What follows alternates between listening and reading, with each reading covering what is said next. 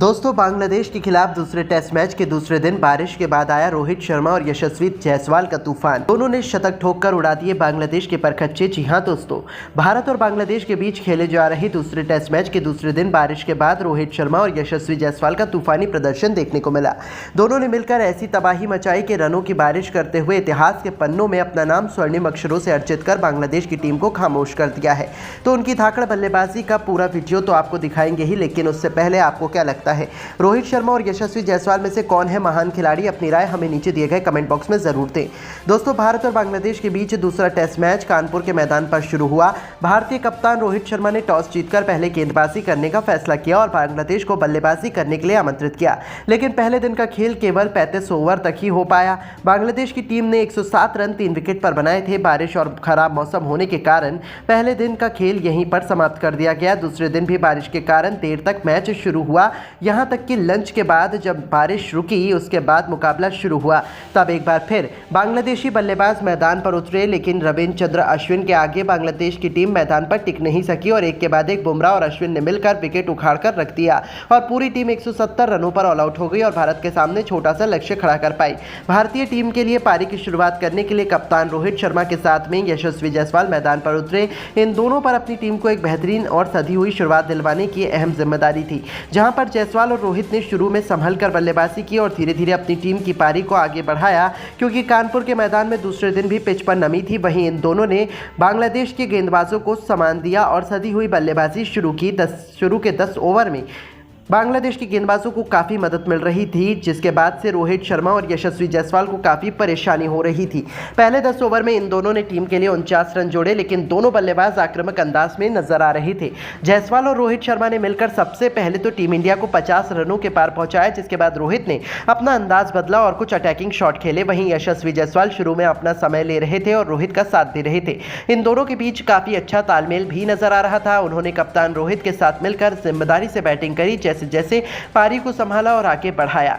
Team India का score 25 over में 89 run बिना विकेट पर था। दोनों ने काफी संभल कर बल्लेबाजी की, क्योंकि शुरू में बांग्लादेश के गेंदबाजों को मदद मिल रही थी, लेकिन कुछ ओवर निकलने के बाद में रोहित ने अपने गियर बदले और बड़ा शॉट खेलने शुरू कर दिए। रोहित शर्मा काफी अच्छी लय में नजर आ रहे थे, वहीं यशस्वी जायसवाल भी रोहित शर्मा का अच्छा साथ देते हुए नजर आ रहे थे। जिसके बाद 30वें ओवर में इन दोनों ने अर्धशतकीय साझेदारी पूरी कर ली और साथ में भारत को भी 100 रनों के पार पहुंचा दिया।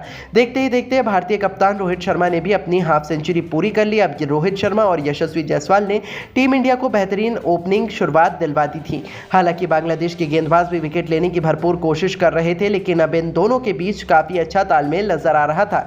रोहित और यशस्वी जायसवाल ने अपने अब तेवर भी चेंज कर लिए थे, जिसके बाद यशस्वी जायसवाल ने भी कंधे से कंधा मिलाते हुए 50 रन और 50वें ओवर में पूरे कर लिए और भारत को भी 150 रनों के पार पहुंचा दिया। और सबसे खास बात तो ये थी कि इन दोनों खतरनाक खिलाड़ियों के बीच शतकीय साझेदारी भी पूरी हो गई थी। 54 ओवर की समाप्ति तक टीम इंडिया का स्कोर 198 रनों तक पहुंच गया था। रोहित और यशस्वी जायसवाल ने अंतिम सेशन की शुरुआत ही अटैकिंग तरीके से की। खास तौर पर रोहित ने बॉलर्स के ऊपर डोमिनेट किया, जहां आपको बता दें कि 59वें ओवर में रोहित ने लगातार 2 चौके लगाकर अपनी सेंचुरी पूरी कर ली। वहीं उसके बाद 3 ओवर के बाद रोहित शर्मा ने यशस्वी जायसवाल के साथ में मिलकर अपनी टीम को 200 रनों के पार पहुंचा दिया था। दोनों ही बल्लेबाजों के बीच ये साझेदारी अब बांग्लादेश के लिए काफी खतरनाक होती नजर आ रही थी, क्योंकि ये दोनों तेजी से भारत के स्कोर को आगे बढ़ा रहे थे।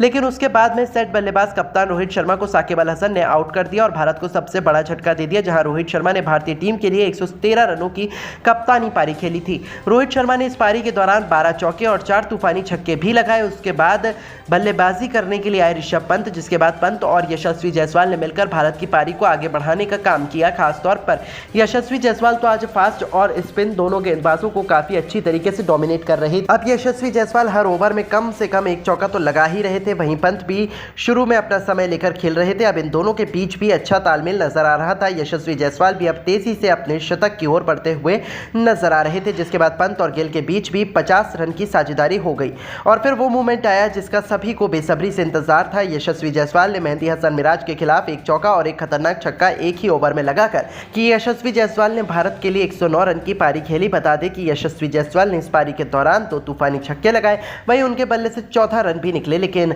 रोहित और जायसवाल ने मिलकर भारतीय टीम को मजबूत स्थिति में लाकर खड़ा कर दिया। दूसरे दिन का खेल यहीं पर समाप्त हो गया और भारतीय टीम मैच में पूरी तरह से हावी हो चुकी थी और जीत की तरफ बढ़ चुकी थी। लेकिन दोस्तों, अब आपको क्या लगता है, भारतीय टीम दूसरा टेस्ट मैच जीतकर बांग्लादेश के खिलाफ क्लीन स्वीप कर पाएगी या नहीं? नीचे कमेंट करके अपनी राय जरूर दीजिएगा और ऐसी ही शानदार खबरों के लिए हमारे चैनल को जरूर सब्सक्राइब करें। धन्यवाद। तो चेन्नई के बाद कानपुर के मैदान पर भी अश्विन और आकाशदीप ने अपनी कातिलाना गेंदबाजी से बजा दिया बांग्लादेश का बाजा। पहले दिन कर दिया बांग्लादेशी बैटिंग क्रम को तहस नहस। तो आखिर कैसे? अश्विन और आकाशदीप के तूफान में उड़ गए बांग्लादेश के बड़े बड़े बल्लेबाज। पहले दिन बांग्लादेश ने बारिश के चलते कितने रन बनाए, अब तक खेले गए मैच में कौन सी टीम है हावी, ये सब कुछ तो हम आपको इस वीडियो में जरूर बताएंगे और आकाशदीप की तूफानी गेंदबाजी भी दिखाएंगे। लेकिन उससे पहले आपको क्या लगता है, भारतीय टीम दूसरा टेस्ट मैच जीत पाएगी या नहीं? नीचे कमेंट करके जरूर बताइएगा। दोस्तों, भारत और बांग्लादेश दूसरा टेस्ट मैच खेलने के लिए कानपुर के ग्रीन फील्ड स्टेडियम में उतरे। इस मुकाबले में भारतीय कप्तान रोहित शर्मा ने टॉस जीतकर पहले गेंदबाजी करने का फैसला किया और बांग्लादेश के बल्लेबाजों को ओपनिंग करने के लिए आमंत्रित किया। टीम की तरफ से ओपनिंग की शुरुआत करने जाकिर हसन के साथ सादमान इस्लाम आए। वहीं भारत की तरफ से पहला ओवर लेकर आए टीम के सबसे खतरनाक गेंदबाज जसप्रीत बुमराह। गेंद लेकर आते जसप्रीत बुमराह ने आग उगलना शुरू कर दिया। बांग्लादेश के बल्लेबाजों को बिल्कुल भी समझ नहीं आ रहा था, लेकिन पहले ओवर में बड़ी मुश्किल से बांग्लादेश का स्कोर 4 रनों तक पहुंच पाया। वहीं दूसरा ओवर लेकर आए मोहम्मद सिराज। खतरनाक गेंदबाजी कर रहे थे, लेकिन ओवर की दूसरी गेंद पर सादमान ने 2 रन बटोरकर अपना खाता खोला और टीम के स्कोर को आगे बढ़ाया। लेकिन 2 ओवर में बांग्लादेश का स्कोर केवल 8 रनों तक पहुंच पाया। भारत की तरफ से एक बार फिर से तीसरा ओवर लेकर आए जसप्रीत बुमराह। खतरनाक गेंदबाजी का नजारा दिखा रहे थे। बुमराह के इस ओवर में बांग्लादेशी बल्लेबाज एक भी रन नहीं बना पाए। चौथा ओवर लेकर आए एक बार फिर भारत की तरफ से मोहम्मद सिराज, लेकिन उनका स्वागत एक बार फिर सादमान ने दूसरी गेंद पर शानदार चौका लगाकर किया। 4 ओवर में केवल 12 रन बन पाए थे। भारत की तरफ से 5वां ओवर लेकर आए एक बार फिर जसप्रीत बुमराह। बांग्लादेशी बल्लेबाज संघर्ष करते हुए नजर आ रहे थे। 5 ओवर में बांग्लादेश का स्कोर केवल 12 रनों तक बन पाया। 6वां ओवर लेकर आए एक बार फिर मोहम्मद सिराज। अपनी खतरनाक गेंदबाजी से बांग्लादेशी बल्लेबाजों को खूब परेशान कर रहे थे। 6 ओवर में बांग्लादेश का स्कोर केवल 13 रनों तक पहुंच पाया। केवल भारत की तरफ से 7वां ओवर लेकर आए जसप्रीत बुमराह का स्वागत सादमान इस्लाम ने चौका लगाकर किया और अपने टीम के स्कोर को आगे बढ़ाने की कोशिश की, लेकिन वहीं बुमराह के ओवर की अंतिम गेंद पर भी सादमान ने शानदार चौका जड़कर ओवर का अंत किया और टीम के स्कोर को 7 ओवर में 21 रनों तक पहुंचा दिया। रोहित ने बॉलिंग में बदलाव किया और अश्विन को 8वां ओवर फेंकने के लिए गेंद थमाई, लेकिन अश्विन का स्वागत ओवर की दूसरी गेंद पर सादमान ने शानदार चौका जड़कर किया और अपनी टीम के स्कोर को तेजी से आगे बढ़ाया। 8 ओवर में बांग्लादेश का स्कोर 26 रनों तक पहुंच चुका था।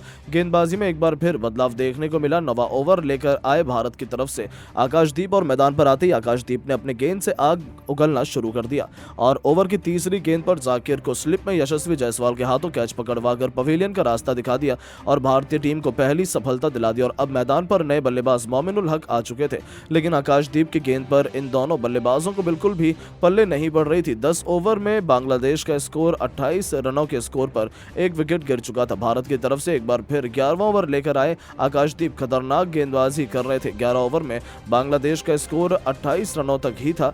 आकाशदीप ने मिडन ओवर फेंक दिया था। 12वां ओवर लेकर आए रविचंद्रन अश्विन। बेहतरीन गेंदबाजी का नजारा दिखा रहे थे। इस ओवर में भी बांग्लादेश के बल्लेबाज रन बनाने में नाकाम रहे। 12 ओवर में केवल 29 रनों तक बांग्लादेश का स्कोर पहुंच गया था। भारत की तरफ से 13वां ओवर लेकर आए थे एक बार फिर आकाशदीप और आते ही ओवर की पहली गेंद पर आकाशदीप सादमान इस्लाम को एलबीडब्ल्यू कर पवेलियन का रास्ता दिखा दिया और भारतीय टीम को दूसरी सफलता 29 रनों के स्कोर पर मिल गई। सादमान अपनी टीम के लिए 24 रन बनाकर पवेलियन लौट गए।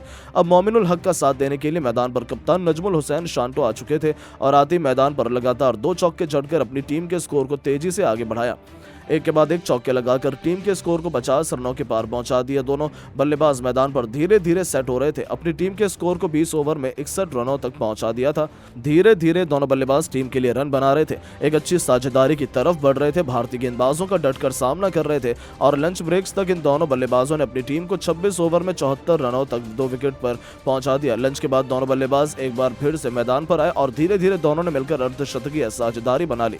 भारत की तरफ से 29वां ओवर लेकर आए अश्विन ने ओवर की चौथी गेंद पर नजमुल हुसैन शांटो को एलबीडब्ल्यू कर पवेलियन का रास्ता दिखा दिया और भारतीय टीम को तीसरी सफलता दिला दी। बांग्लादेश के स्कोर पर तीसरा झटका लग गया। लंच के तुरंत बाद दूसरे सेशन में ही टीम इंडिया को विकेट मिल गया। अब मैदान पर मोमिनुल हक का साथ देने के लिए मुशफिकुर रहीम आए। इन दोनों खिलाड़ियों के कंधों पर टीम की पूरी जिम्मेदारी थी और दोनों बल्लेबाज धीरे धीरे अपनी टीम के लिए रन बना रहे थे।